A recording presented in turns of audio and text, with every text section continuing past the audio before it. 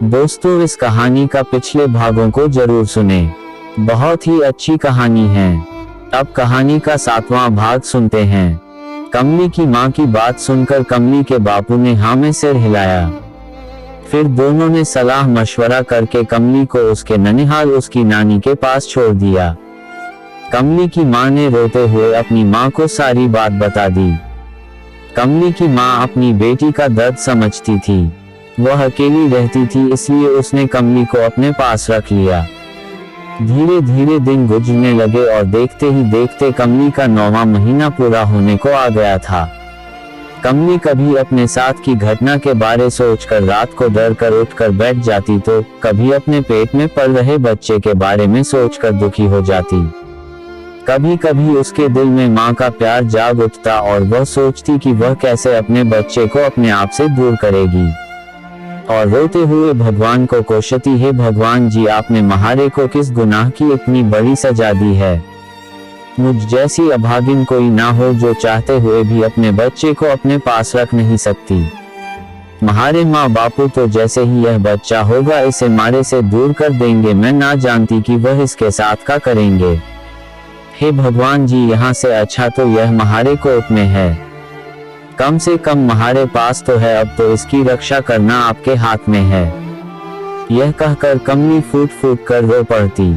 कमली की नानी कमली का दर्द समझती थी। वह कमली के माँ बापू की तरह कमली से व्यवहार न कर प्यार से उसकी बात सुनती और उसे तसल्ली देती और समझाती कि बेटी, हम जिस समाज में रहते हैं उस समाज में समाज के नियम कायदों से ही रहो जावे है। हमारी कोई मर्जी ना चले हैं। अब तो भगवान जी ही कुछ कर सके हैं, बाकी लीला वही जाने है। एक दिन अचानक ही हमले के दर्द शुरू हो गए तो कमली की नानी ने अपने रिश्ते में भांजे लगने वाले एक लड़के को जल्दी से बुलावा भेजा जो वही पास में ही रहता था। वह लड़का कमली की नानी को बहुत ज्यादा इज्जत देता था और वह पास के ही एक अस्पताल में वार्ड बॉय का काम करता था। उसकी वहां के डॉक्टरों से भी अच्छी जान पहचान थी। कमली की नानी ने उसे सारी बात बता दी थी और साथ में ही अपनी सौगंध देकर यह भी कह दिया था कि वह इस बारे में किसी को ना बताएं। कमली की नानी की बात सुनकर वह लड़का बोला, आप चिंता ना करो मासी, मैं किसी को इस बारे में कुछ ना कहूंगा। कमली भी हमारी बहन बेटी जैसी ही है। कमली की नानी और उस लड़के ने किसी तरह कमली को अस्पताल पहुंचाया। कमली की नानी ने अस्पताल के ही टेलीफोन से कमली के गांव के टेलीफोन के बूथ पर फोन कर कमली के माँ बापू को खबर दी। कमली की नानी से सारी बात जानकर कमली के माँ बापू घबराए दौड़कर अस्पताल आ गए। कुछ घंटे बाद कमली ने एक सुंदर से और प्यारे से बेटे को जन्म दिया। जन्म देते ही कमली अभी उसे जी भर देख भी नहीं पाई थी कि उसकी माँ ने नफरत से उस बच्चे की तरफ देखते हुए उसे कमली की गोद में से यह कहकर छीन लिया, बहुत हुआ छोड़ी, अब यह पाप की गठरी हमसे और ना सही जाए, अब इससे छुटकारा ही मिल जाएगा। यह सुनकर कमली घबरा गई। तभी उसकी नानी का वह रिश्ते में लगने वाला भांजा एक आदमी को लेकर वहां आया और कमली की माँ से उसका परिचय कराते हुए बोला, जी यह है यशोधर बाबू, शहर के बहुत बड़े कारोबारी है।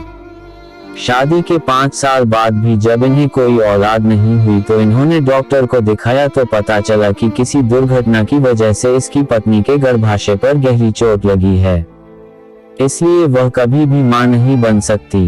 यशोधर बाबू अपनी बीवी से बहुत प्यार करते हैं, इसलिए और शादी नहीं करना चाहते। जब मैंने इसे कमली के बारे में बताया तो यह लोग कमली के बच्चे को लेने के लिए राजी हो गए। यह सुनकर कमली की माँ हड़बड़ाते और मुस्कुराते हुए बोली, हाँ भैया, क्यों नहीं, हम यशोधर बाबू को अपनी कमली का बच्चा देंगे। वैसे भी हमारी कमली अगर इस बच्चे से छुटकारा पा जाए तो उससे बड़ा और क्या हो सकता है। यशोधर बाबू, हम आपका एहसान कभी नहीं भूलेंगे। अपनी माँ और अपने उस रिश्ते के मामा लगने वाले व्यक्ति के मुंह से यह बात सुनकर कमली काफी घबरा गई।